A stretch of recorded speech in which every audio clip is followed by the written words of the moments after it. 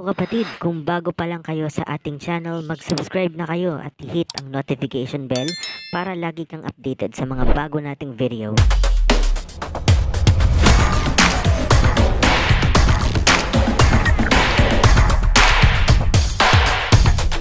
Bago ako magsimula, nais namin i-announce na available pa rin ang Eat Bulaga at TVJ merchandise sa Shopee.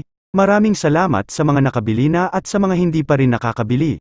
Pwede na kayong order sa link na makikita nyo sa description ng video na ito. Kakapasok lang ng balita, hindi na matutuloy ang pagbili ng PLDT sa pay TV company na Sky Cable.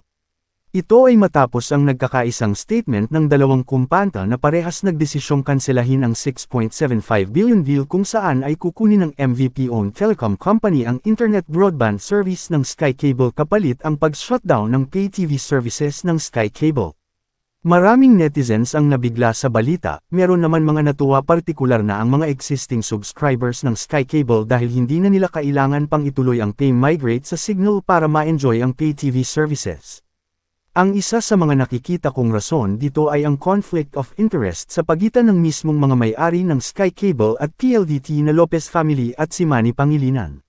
Matatandaan yung walang balak umanong isali ng Signal TV sa kanilang channel lineup ang ABS-CBN News Channel o ANC at ang teleradyo serbisyo na parehas pinapatakbo ng ABS-CBN dahil kakalabanin nito ang 1PH at 1 News na pagmamay-ari naman ng MediaQuest at Signal TV. Tanong tuloy, posible kayang magkaroon ng lamat ang relasyon ng TV5 at ABS-CBN dahil sa pangyayaring ito.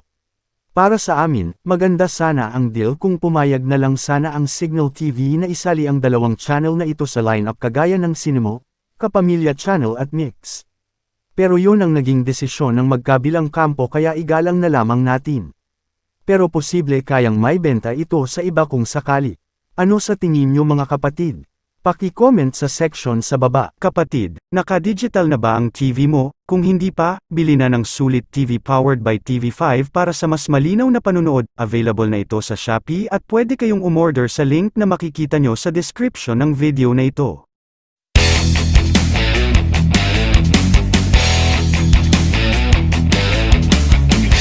Samantala, naglabas ng isang matinding babala ang Eat Bulaga mainstay na si former Senate President Tito Sotto laban sa mga gumagamit sa pangalang Eat Bulaga upang palabis ang susugod sila sa isang barangay ngunit ibang show pala ang pupunta doon. Ito ay sa gitna ng kanilang live episode sa Eat Bulaga kahapon at pinag-iingat ang publiko sa ganitong klase ng scheme.